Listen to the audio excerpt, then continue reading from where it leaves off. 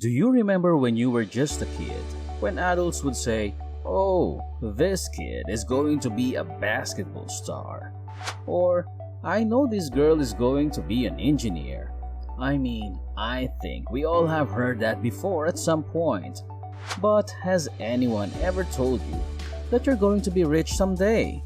Well, I'm here to tell you that it's going to be up to you. Even though everyone desires to become wealthy, only a select few ever transition from being dreamers to actual money achievers. You should ask yourself, which of these two categories best describes me? You must reflect on your existing behaviors and determine whether or not they are moving you closer to your objectives. Many rich people attribute their success to creating a solid financial foundation based on good practices. So in this video, we are going to look at 5 signs that will tell you you're going to be rich. Before we do that, if you're new to this channel, hit the subscribe button and bell notification icon to ensure you don't miss any of our videos. Number 1. You focus on your most profitable activities first. One of the most striking differences between the rich and the poor is that they place a high value on their time. Unlike most of us, wealth gurus devote their time and energy to pursuits that generate the most money. First signs of financial success include putting all of your energy into tasks that provide the most revenue. Whether you're a business owner, investor, or employee, I know this goes against what people call time management experts tell you, but it's the truth. A prescription for financial mediocrity is mixing cash-generating activities with non-cash-generating ones. You can categorize your incoming funds into 3 broad groups. The first of which is your primary sources of revenue. Performing these high-paying tasks is a surefire way to hit your financial stride. As an employee, your primary source of income is your highest paying position since this is where you spend the most time and earn the most money. As a business owner, your primary source of revenue is your startup or internet firm. When you're a full-time investor, your primary source of income is your most important investment. For 2 main reasons, you should focus on your primary sources of revenue.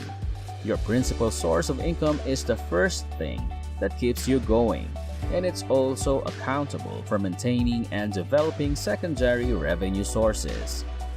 Once you've taken care of that, you're free to look into other sources of money. Activities that contribute to your cash flow but are not as lucrative as your core sources of revenue are known as secondary income generators. Most sources of supplemental income don't necessitate your undivided attention or involvement. Real estate and passive enterprises come to mind when you think of investments.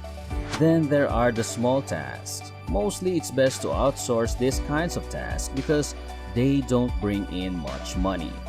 Copywriting, graphic design, market research, and customer service are just a few of the duties contributing to your primary and secondary revenue. Number 2. Your spare time is devoted to generating side income. All financially successful people have in common that they make the most of their leisure time. A meaningful way to supplement your income when you're not working is to earn additional revenue. It refers to additional sources of revenue that aren't directly related to your core work. It's easy to see how crucial auxiliary income sources are if you look at the wealthy individuals in your neighborhood. Usually, their monthly income is supplemented by a side business or investment. In fact, research found that the average millionaire has 7 different sources of revenue. So far, if you have 3 or 4, you're doing well. Why are secondary sources of income important? The problem is that you can't save your way to financial freedom. You can save and cut your spending as much as you want, but as long as you only have one source of income, you risk going bankrupt if you lose that source. In the case of a recession, passive income sources give financial protection. It's also possible to make significant investments using your additional revenue streams. If you have a primary job and a website where you sell your courses on the side, you can use the money from your website to invest in the stock market. You'll be able to reach your financial objectives more quickly than if you rely solely on your income from work. Number 3. You are constantly getting smarter about money. Do you consider yourself to be well-versed in money matters? You may be the sole person who people turn to for financial advice. I've got some fantastic news for you. If you have a firm understanding of money, it's a sure sign that you're destined for financial success. While gaining money isn't difficult, putting it to good use and avoiding the pitfalls that come with it is. In fact, many people fall behind financially because they lack financial knowledge. It's easy to see how many people have well-paying jobs but are either broke or in debt. How many middle-class families are unable to afford to make ends meet? There are a lot of them, and it's not because they don't have enough money to support themselves. Their financial stagnation stems from the fact that they are financially illiterate. They are out because they don't know how to manage their money, so they're stuck on a monthly wage. Number 4. You are aware of the trade-offs involved in saving money. Even if saving money might positively impact your net worth, focusing solely on your savings can cost you a lot of money. Saving a lot of money doesn't guarantee financial security in the long run. Without investing, you're limited to the low interest rates that come with most savings accounts. For example, you may deposit $10,000 into a savings platform that pays 1% interest today. $10,000 and $100 worth of interest will be in your bank account in a year. According to my calculations, if you had invested this amount of money in the stock market, it would have been worthless. Currently, the stock market's average yearly return is around 10%. If you invested $10,000 in an S&P 500 index fund with a 10% return, you would have made $1,000. Number 5.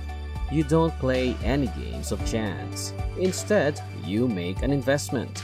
If you know where to draw the line between gambling versus investing, you have a good chance of making a lot of money in the long run.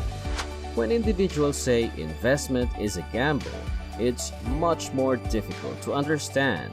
Is it or is it not? As an experienced investor, you understand that gambling and investing are very different activities. Unlike gamblers, who are driven by excitement and greed, serious investors know what they're doing and are focused on their long-term objectives.